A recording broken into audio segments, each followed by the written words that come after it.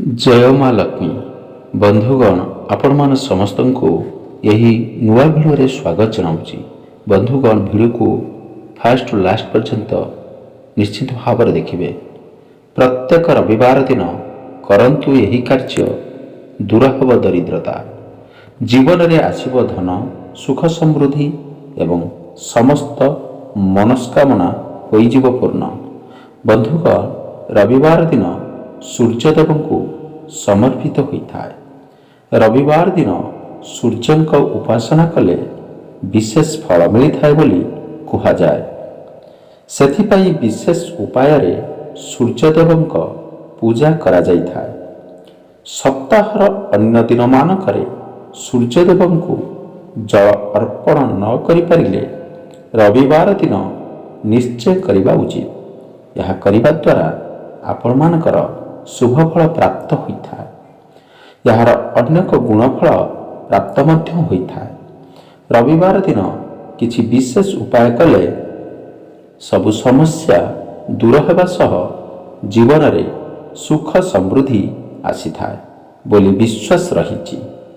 रविवार दिन केउ केउ उपाय कले जीवन सुखमय हेब यह विषय आपण माने यही वीडियो माध्यम रे जानिबे।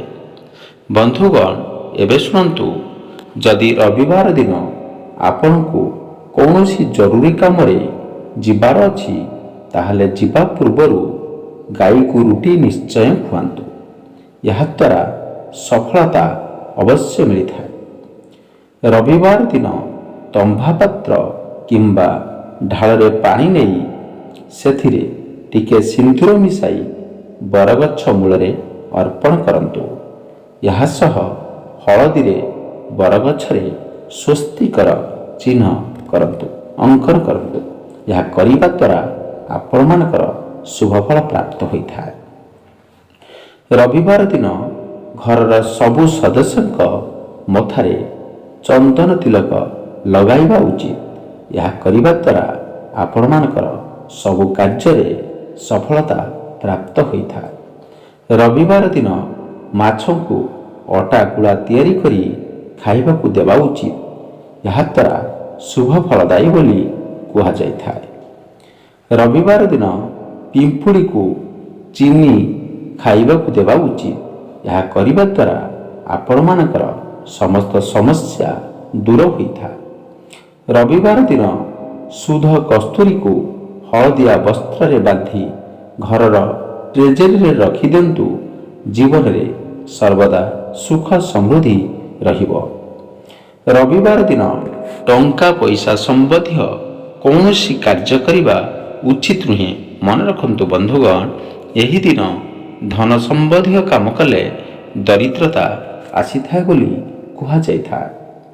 रविवार दिन आदित्य हृदय स्वस्थ अवश्य पाठ करिबा उचित। यह द्वारा सूर्यदेवंकर विशेष कृपा प्राप्त होता है। बंधुगण मन रखंतु, यह कले आपण मानकर निश्चित भाव में मंगल हेब। कहा जाए जे कुंडली रे सूर्यदेव दुर्बल किंबा नीचरे थिले किंबा अशुभ घरे विराजमान थिले सूर्यदेवंक आराधना अत्यंत जरूरी होता है। एमाने सूर्यदेव को निश्चिंत आराधना करिबा उचित। एमाने रविवार दिन विशेष उपाय रे सूर्यदेव को आराधना कले शुभ फलदायी प्रमाणित होता है। बंधुगण केवल व्यक्तिगत कारण पाई नुहे बरं परिवार सदस्यों मध्य स्नेह प्रेम बजाय रखिबाकू एवं मान सम्मान प्राप्ति पाई सूर्यदेवंकर उपासना करिबा उचित होता है। यह करिबा द्वारा आपण मानकर शुभ फल प्राप्त होता है। बंधुगण एबे आसंतु जानिबा केउं काम करिबा द्वारा आपण मानकर सब कार्य सफल होता है। गुरुवार दिन गोटी हलदिया कपड़ा रे चाउल नड़िया गुआ पैसा एवं हलदी को बांधी प्रत्येक दिन पूजा कले धन प्राप्ति होता है। जदि प्रत्येक दिन घर बाहर किछि ना किछि दिन करिबा द्वारा लक्ष्मी कृपा मिलता है, धन वृद्धि मध्य होता है। शनिवार दिन घर दुआर मुहरे सोरिष तेल रे दीप जलाइले एवं दीप लिभिला परे ବଳିଥିବା ତେଲକୁ ଅଶ୍ୱସ୍ଥ ଗଛ ମୂଳରେ ଢାଳିଲେ ଧନ ବୃଦ୍ଧି ହୋଇଥାଏ। ରବିବାର ଦିନ କୁଶମୂଳ ଆଣି ତା ଉପରେ ଗଙ୍ଗାଜଳ ଛିଞ୍ଚି ପୂଜା କରି ତାକୁ ନାଲି କପଡ଼ାରେ ଗୁଡ଼ାଇ ପଇସା ରଖିଥିବା ସ୍ଥାନରେ ରଖିଲେ ଧନ ପ୍ରାପ୍ତ ହୋଇଥାଏ। ଯଦି ଅମୃତ ବେଳାରେ ପଶ୍ଚିମକୁ ମୁହଁ କରି ଖୋଲା ଜାଗାରେ ହାତ ଆକାଶକୁ ଉଠାଇ ଲକ୍ଷ୍ମୀଙ୍କୁ ସ୍ମରଣ କଲେ ଏବଂ ହାତକୁ ମୁହଁରେ ଲଗାଇଲେ କିଛି ଦିନ ମଧ୍ୟରେ ଧନ ପ୍ରାପ୍ତି ହୋଇଥାଏ। 11ଟି ଗୁଆକୁ ହଳଦିଆ କପଡ଼ାରେ ବାନ୍ଧି ରୋଷେଇ ଘରର ପୂର୍ବ କୋଣରେ ରଖିଲେ ଘରେ କେବେ ଅନ୍ନ ଏବଂ ଧନର ଅଭାବ ହୁଏ ନାହିଁ। କୌଣସି ଶୁଭ ଦିନରେ ଅଭାବଗ୍ରସ୍ତ ଲୋକଙ୍କୁ ଅଟା ଚାଉଳ କିମ୍ବା ଧଳା ବସ୍ତ୍ର ଦାନ କରିବା ଦ୍ୱାରା ଘରେ ଲକ୍ଷ୍ମୀଙ୍କର ଆଗମନ ହୋଇଥାଏ।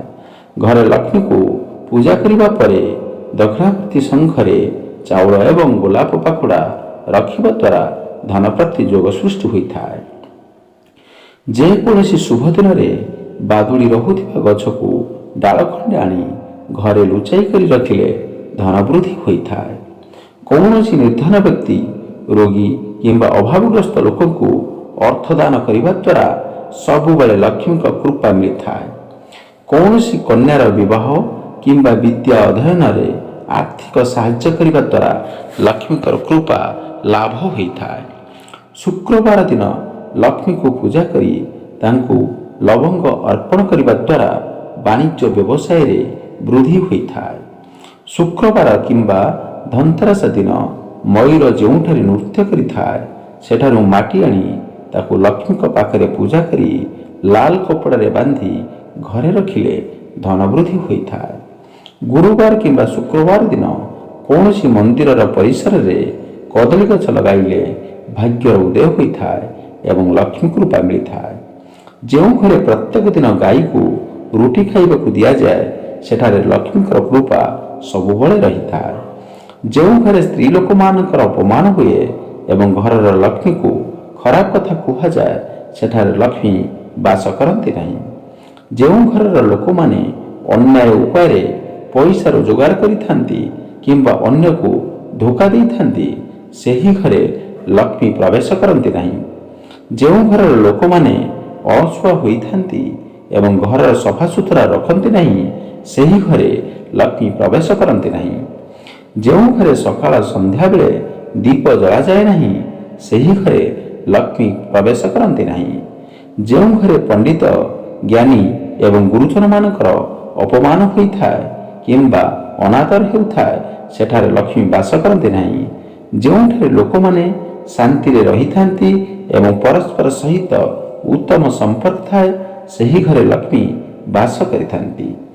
ଯେଉଁ ଲୋକମାନେ କଥା କଥାରେ ରାଗି ଯାଇଥାନ୍ତି ଏବଂ ନିଜ ଦୋଷ ଅନ୍ୟ ଉପରେ ଲଦି ଦିଅନ୍ତି ସେମାନଙ୍କ ଘରେ ଲକ୍ଷ୍ମୀ ଠାକୁରାଣୀ ରହନ୍ତି।